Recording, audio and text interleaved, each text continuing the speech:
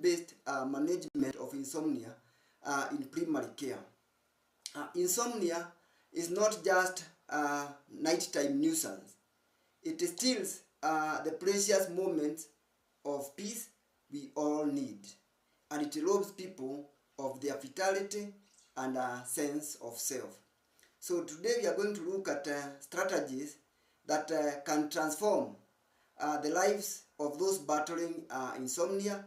And we are not just going to discuss statistics. We are talking about restoring hope and health. So what is insomnia? Well, insomnia is a condition whereby there is difficulty of falling or staying asleep despite having an adequate opportunity to do so. So you can have a chronic sleeplessness, which will affect your mood, it will affect your productivity, and it has impact even on your relationship. So beyond the fatigue, it causes emotional stress, it causes anxiety, and even leads to depression when it is persistent. You can imagine someone, I have had one of my clients who had challenges of sleep for about 3 years, and he would not get sleep, would get to bed at around 11, 2 a.m. is finding her still rolling about in bed, looking at the ceiling. He's going to social media, listening and watching everything that is there, and this is very frustrating because this is not what nighttime is meant for. So insomnia affects millions with significant personal and social cost. It is recognized as one of the treatable conditions in primary care, and it can be managed. We just need to take the necessary precautions, and this will help to cater for the problem. So what are some of the treatment modalities that we have? One, we have the multimodal approach. This is a multiple-pronged approach to treat this lack of sleep. And one of the recognized and the approved treatment methods is cognitive behavior therapy. This is proven to reframe the negative thoughts about sleep and give the individuals hope that they will be able to sleep again. It improves sleep patterns and rather than relying on medication. Other approaches that can be used in the management of this problem is what we call sleep hygiene regulation.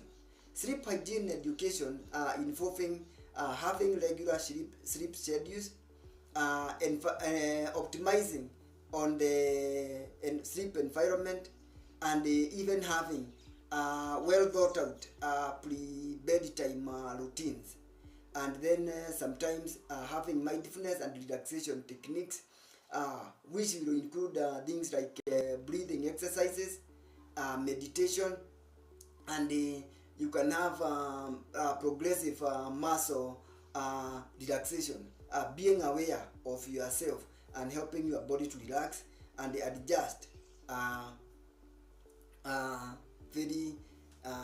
the various muscles of the body so that you can be able to get to sleep.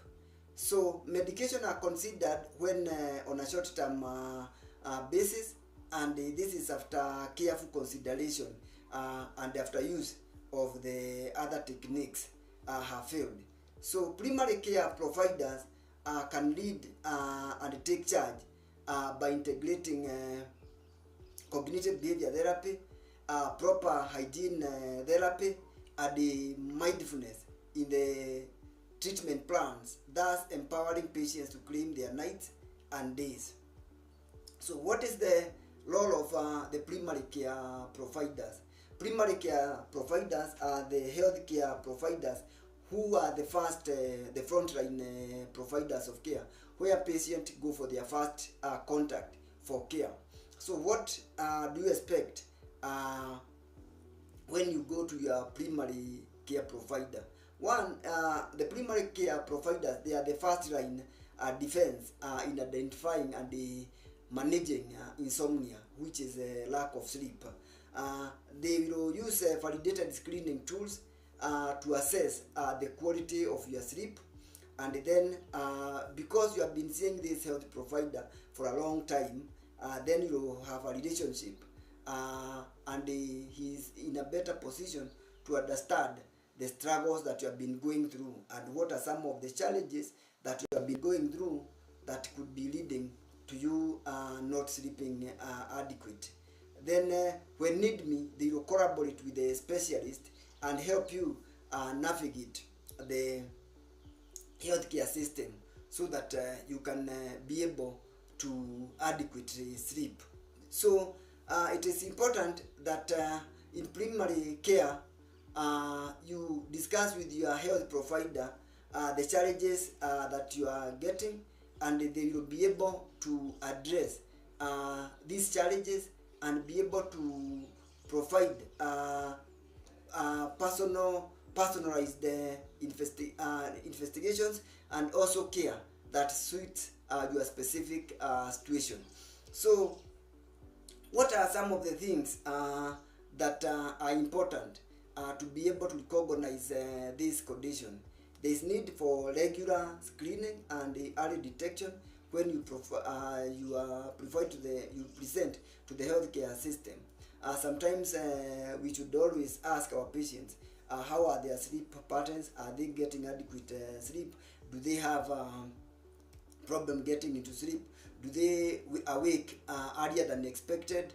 And if they awake in the middle of the night or somewhere in between their sleep, do they have difficulties getting back into sleep? So when someone goes to bed, he stays for more than 30 minutes without getting sleep, then there is a problem. If someone awakes at night and then he has difficulties getting back to sleep, this has a problem. If someone wakes an hour earlier than expected consistently, then this is a problem, and the primary healthcare provider should be able to pick these things and be able to notice that there is a sleep problem. So there is a need for the primary healthcare providers to initiate patient-centered discussions about sleep, and then integrate evidence-based interventions into this routine practice so that people can be able to sleep adequately. Recently, I was seeing one of my patients, and she has been having this persistent symptoms of excessive acidity. She has been having this excessive body aches. She has been having non-specific chest problems. And when we dived deeper into her sleep issues, we recognize that for the last couple of years, she has not been having adequate sleep. And some of these symptoms can actually be triggered by lack of adequate sleep. And so this is important that we be able to recognize patients who are having sleep difficulties. So what are some of the things that make people to lose their sleep or have difficulties with sleeping? One is the environment that you are sleeping in. If there is noise, the temperatures are hot, then you have difficulties getting into sleep. Then what you do before getting to bed. If you expose yourself to exciting movies, exciting social media activities, exercises before sleep, intake of caffeine, either in coffee or tea, this can impact of your sleep. Then emotional stress of any kind can affect your sleep, having any depression of any type. And remember also, there is a two-way flow of depression. Depression itself can lead to lack of sleep. But it has also been shown that 80% of the symptoms of depression can be treated if the individuals are able to get adequate sleep. And then the other thing that affects one's sleep is irregular sleep pattern. This will lead to your brain getting used that the bedroom is not, you do not have a consistent sleep pattern, and this can lead you to losing your sleep. Other aspect that can lead to someone not getting into sleep is using your bedroom for work, for social media, for working.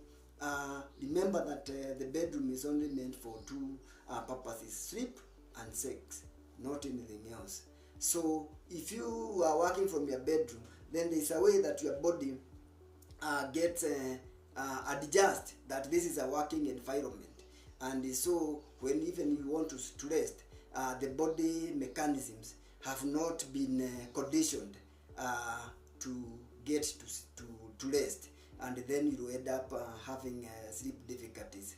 So these are some of the things that will lead someone not to get adequate sleep, and some of the things that will happen when you are looking at what you need to do to be able to get adequate sleep is that you need to readjust your program. One, have pre-bedtime sleep routines. Some people say if you take a cup of warm milk can help you to get into sleep faster. If you have routines that adjust, like listening to calm music, or listening to calm stories that will help your mind to calm down, watching things that are not really mind triggering. There are some sounds, like if you use the Calm app, it has some various sound that it plays, and then it will help you to calm your brain and get you into sleep. And then you can also practice mindfulness, practice relaxation, and this will help you to calm down. Trying to cool the temperatures in your bedroom, this will help increase your chances of getting in sleep. And also the lightings, dimming and making the lighting not, if you use blue lighting is meant to be exciting, and it helps, it actually stimulates the brain to wake up. If you have these overhead lights that the lighting is very bright, or using the blue sky, you are using a computer in the bedroom, then these kind of things can have challenges. So you need to adapt the lighting in your bedroom to be more calming and to be sleep friendly. Of course, I would also encourage you that you don't use electronics 30 minutes before going to bed, and you also do not take the caffeine. They say like 3 to 6 hours before. So after 4 p.m., if you really want to enjoy your sleep, then you should not enjoy your caffeine, because you have difficulties. Of course, there are people who take their caffeine and they still sleep okay, but for some studies have been done, and it has been shown that people who take caffeine after 4 p.m., then they are likely to be more excited and they have difficulties in sleep.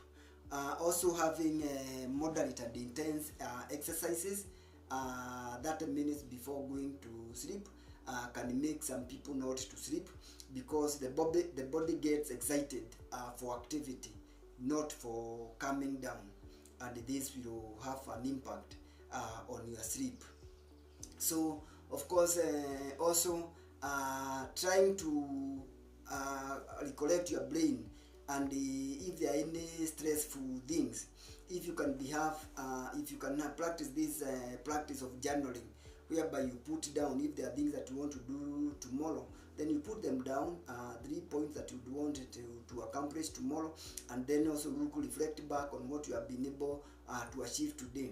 This will calm your mind and help you and prepare yourself so that your body, your mind is prepared for relaxation, and this will remove unnecessary distress that will affect your sleep.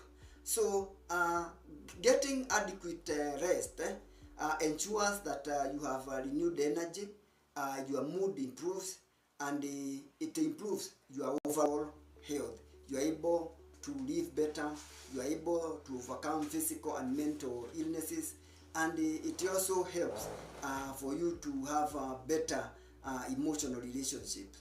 So sleep unlocks your potential and even your professional success. So this is something that we should be proud of, and something that we should work on. So we are looking at a future where every patient can experience the healing power of rest, as we have seen. So it is important that everybody gets adequate sleep.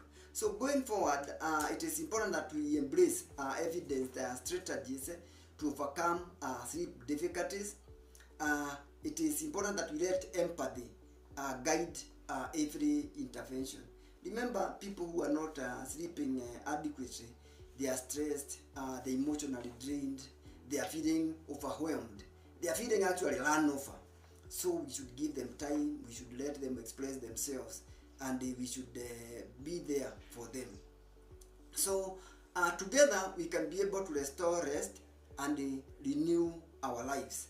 And this is a journey.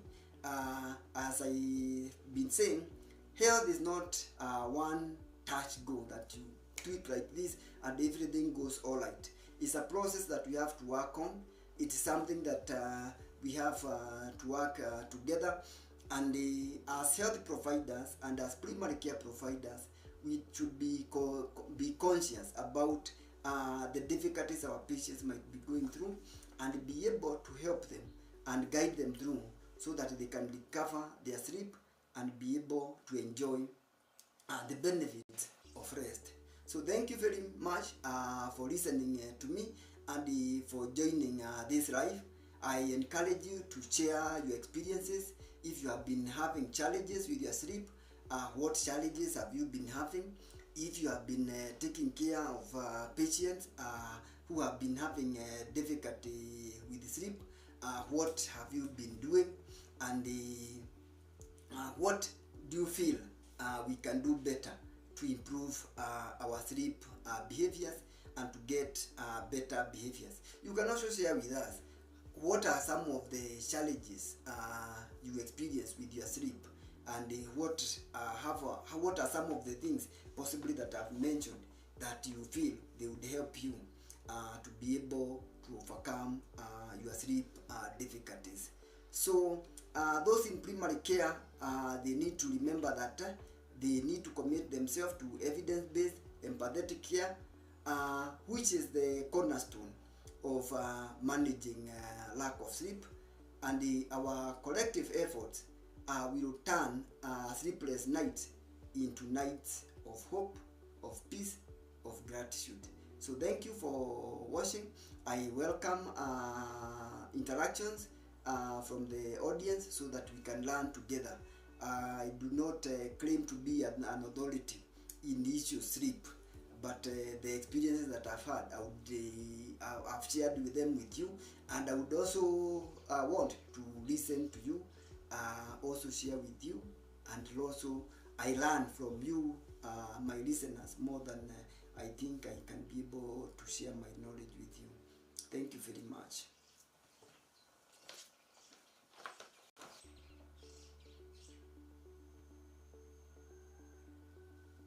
Yeah, there's someone who is asking, can age be a cause of insomnia? A very relevant question. Of course, we know that babies and children, rarely do they have sleep difficulties. This is due to various reasons. Of course, children will fail to sleep because of either they have some pain, they have fever, they have some physical illness, something disturbing.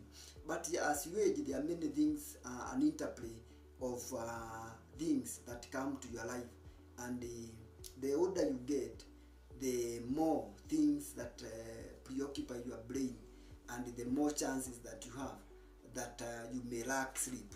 So it is possible that the elderly have more problems with sleep than younger people. Remember also, as you age, your capacity to engage in exercises also decreases.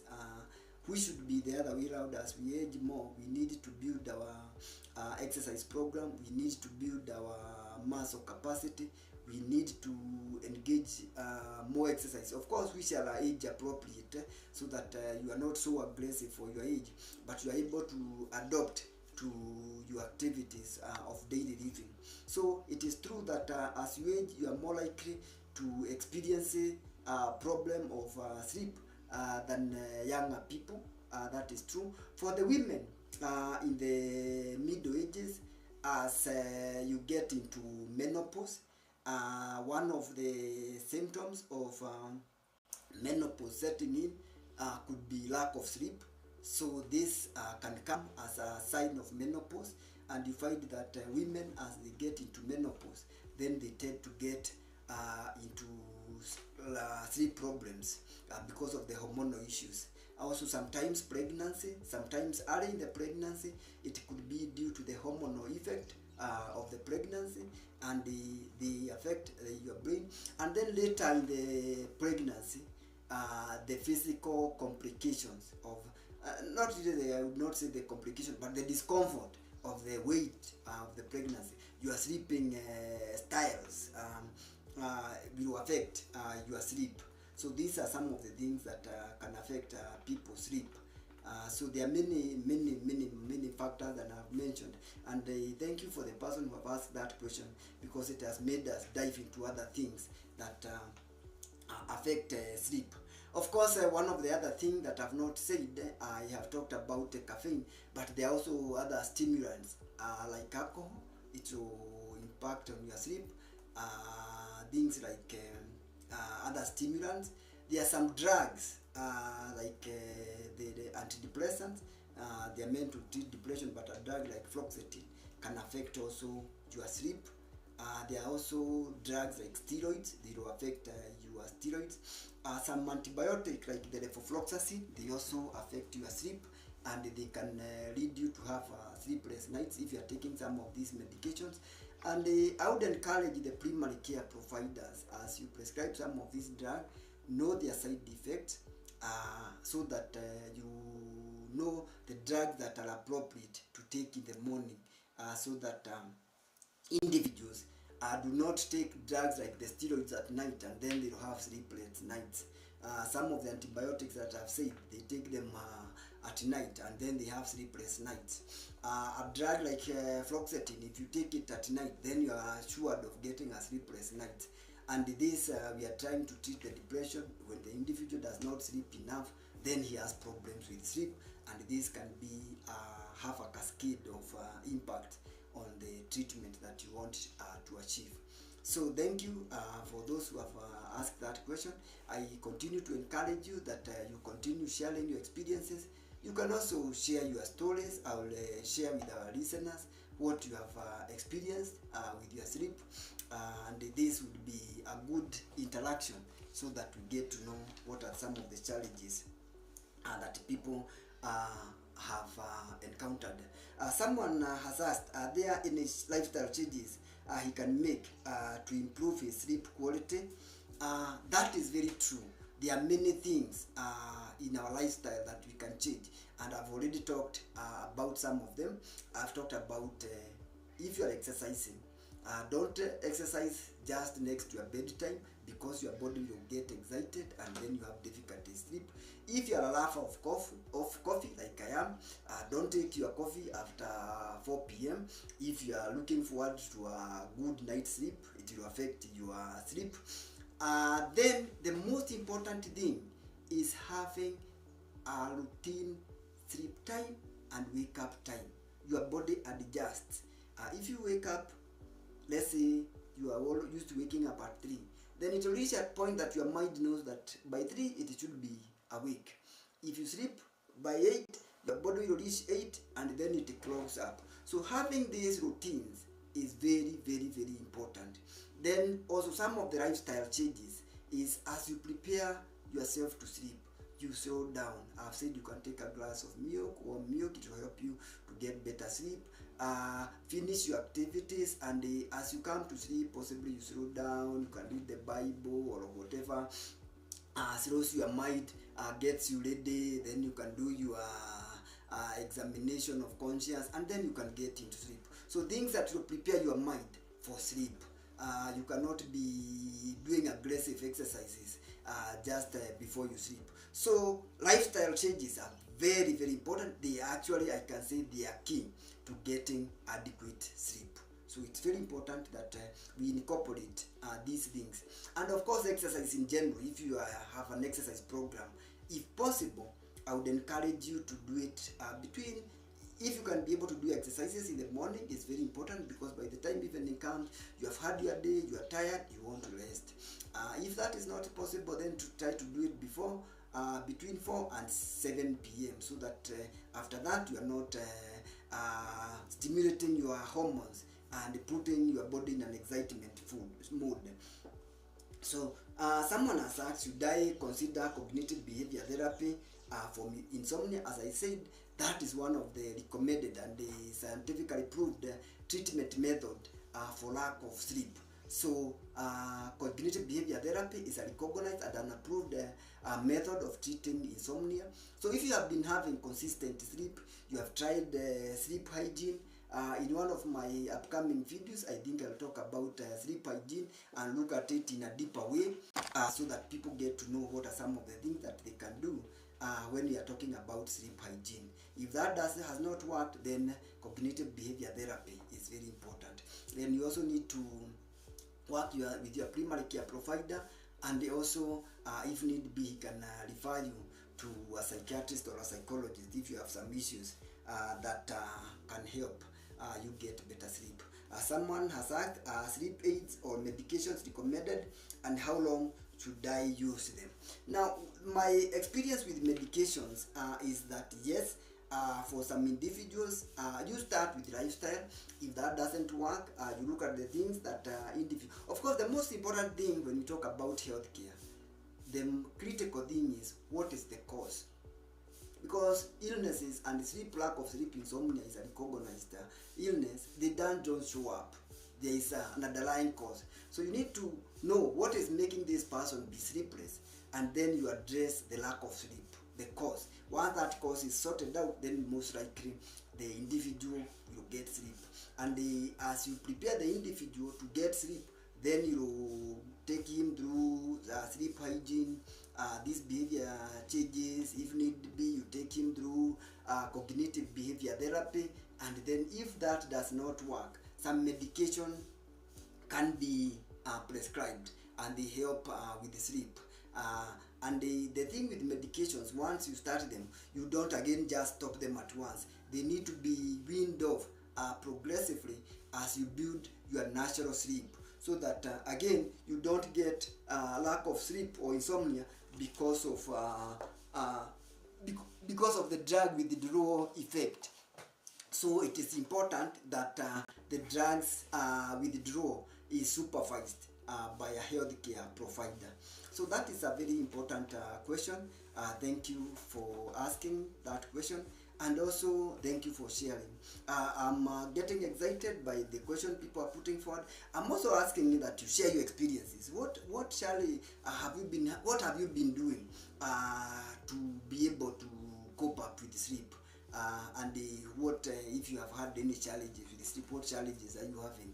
So it's important that we share this, so that together we can be able to fight this catastrophe of lack of sleep, and we can be able to enjoy our days, enjoy our profession, enjoy our time together with our families. Because as I've said, if you are not sleeping enough, you are beaten up, you are overwhelmed, you are irritable, you become difficult to live near. So we need to get adequate sleep. Is it some people love listening to music? Is it one of the management? Yes. If you have calming music that is quiet, music that is comforting, this music can help you get to sleep. So it is recommended. If you, of course, it also depends if you are playing this.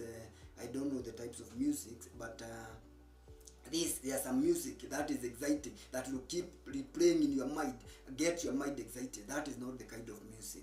But there's some music that is slow, it's calming, it is soothing, it will help you get into sleep. That one is very recommended. And if you can play it in your bedroom, it's very nice. I have a sleep app which is called Calm.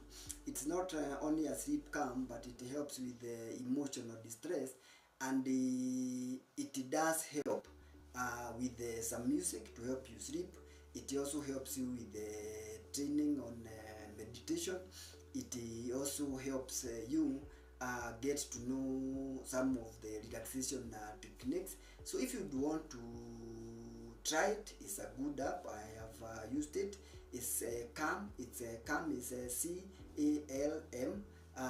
Most often times it's free. Sometimes you may have to subscribe to it, but it's a good app that can help you to get into sleep. In one of the upcoming videos, I will also talk about AI tools for helping cope up with sleep challenges. So I encourage you that if you have not subscribed to the Overall Health channel, please do so. Also follow us on our social media handles. We are in Facebook, LinkedIn, we are in TikTok, we are also in Instagram, and also in X.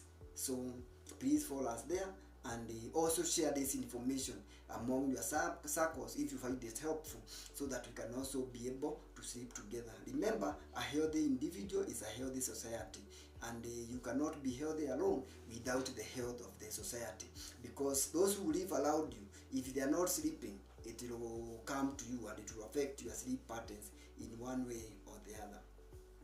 So thank you very much. Thank you for your continued sharing. Thank you for those who have put these insights together. I do believe that we have shared and we have learned together, and I continue to encourage you. Let's keep sharing. If you have anything that you feel is burning, anything that you feel that you need to share with the audience, I still have some few minutes that we can share together, and we will continue connecting in this live session. Every Tuesday between 8 and 9, I'll have these live topics, and I encourage you to follow. If you have any specific personal problem that you feel that should be taken care of, you can always directly SMS me or WhatsApp me on the number on the screen, or you can also call directly. I also do telecalls, and we can also do telemedicine consultation. That is online consultations if need be. So feel free to reach out to me. If you are a health provider, there's anything that you feel we need to share together, you can also share with me. We all learn together. I do believe that working together makes us better health providers, and the more forums that we have to share together, the better for our patients, the better for ourselves.